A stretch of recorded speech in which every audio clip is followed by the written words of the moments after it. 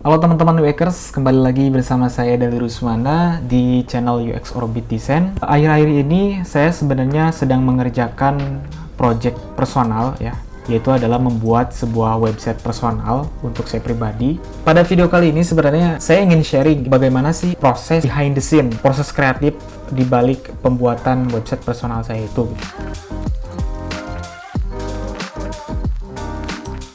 Nah, oke teman-teman semua. Jadi ini adalah video series untuk bagaimana cara membuat website personal ya. Dalam membuat website personal sama sebenarnya seperti ketika kita membuat atau mengerjakan project-project website design yang pada umumnya gitu ya. Dimulai dengan background-nya apa, seperti kenapa membuat website, tujuannya apa, pengunjungnya siapa, apa sih konten yang dibutuhkan oleh pengunjung ketika mengunjungi website kita. Kemudian setelah punya background-nya, kita akan membuat mood boarding atau site inspiration.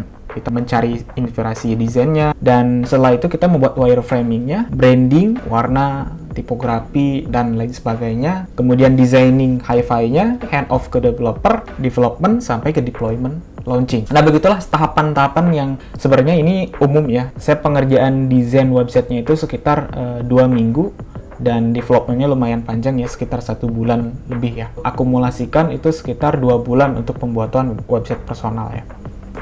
Oke, saya ingin sharing kepada teman-teman semuanya. Jadi, apa sih background kenapa saya membuat website personal saya gitu? Kemudian tujuannya untuk apa? Isi kontennya seperti apa? Apa sih yang ingin viewer itu cari ketika mengunjungi website pribadi gitu? Kenapa membuat website personal? Oke, ini alasan yang paling ingin membuat website personal adalah saya ingin terlihat lebih profesional, teman-teman. Saya sebagai product designer, semakin lama saya berkecimpung di bidang product design ini, saya semakin ingin lebih terlihat profesional gitu, terlihat lebih eksklusif dan terlihat lebih berbeda dari desainer-desainer produk lainnya begitu. Saya ingin stand out lah dari desainer yang lainnya dengan cara membuat website personal saya pribadi gitu. Alasan kedua adalah saya ingin mengumpulkan karya saya di dalam satu link atau di dalam satu, ibaratnya website personal saya itu adalah rumah saya untuk berkarya gitu. Menampilkan sebuah karya saya di situ, eksplorasi desain dan sebagainya. Jadi dalam satu tempat. Jadi kalau misalnya teman-teman mau melihat apa sih karya saya, berarti teman-teman kunjungi website saya. Dengan itu kan akan mempermudah juga teman-teman untuk mencari inspirasi dari saya ataupun calon-calon klien yang akan hire saya atau membutuhkan jasa saya begitu. Jadi lebih look profesional, lebih eksklusif gitu secara konten. Selain itu juga alasan saya untuk kenapa membuat website itu adalah saya ingin membranding diri saya sendiri gitu, teman-teman. Siapa sih saya di mata orang-orang kebanyakan gitu. Saya ingin membuild branding itu. Nah, kemudian apa sih tujuannya untuk membuat website personal gitu? Tidak lain tidak bukan adalah show off my works. Itu sih paling utama ya. Jadi saya ingin membuat sebuah karya yang eksklusif yang bisa diakses dalam satu link, yaitu diakses ke website officially itu pribadi saya sendiri. Nantinya di website saya akan publish beberapa karya yang eksklusif. Tujuan yang kedua adalah story of my life ya. Ada jurnal, suka menulis di Medium, blog gitu. Saya akan masukkan di website itu. Kemudian beberapa seminar yang sudah saya datangi, guide klien baru atau recruiter. Saya lebih terlihat profesional dan dikenal banyak orang. So value itu apa skill yang saya punya, apa yang dibutuhkan industri, matching gitu. Industri butuh, saya punya skillnya, punya value apa nih, punya skill apa nih. Jadi saya showkan di sana. So pencapaiannya atau prestasi selama berkarir di bidang product design, baik itu misalnya prestasi dalam membangun produk menjadi lebih baik dan sebagainya. Kemudian tujuannya adalah untuk membangun reputasi. Reputasi adalah paling penting gitu. Dan kemudian tentu tidak lain tidak bukan adalah saling menginspirasi dan terinspirasi. Mengunjungi website personal saya, teman-teman juga bisa mendapatkan value, mendapatkan insight, mendapatkan inspirasi, dan saya juga bisa menginspirasi teman-teman semua. Itu adalah tujuan utama saya untuk membuat website personal.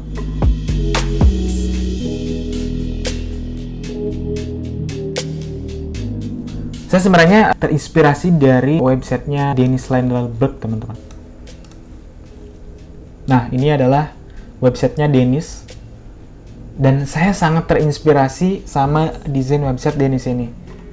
Jadi desain animation pakai lokomotif, kemudian ada animation parallax ya. Nah, ini animationnya luar biasa. Dari segi konten, kita bisa melihat kontennya sangat simple, to the point, mudah dibaca, dan ini sangat simpel banget ya, elegan lah gitu. Sesuai dengan karakter saya ketika saya ngedesain gitu.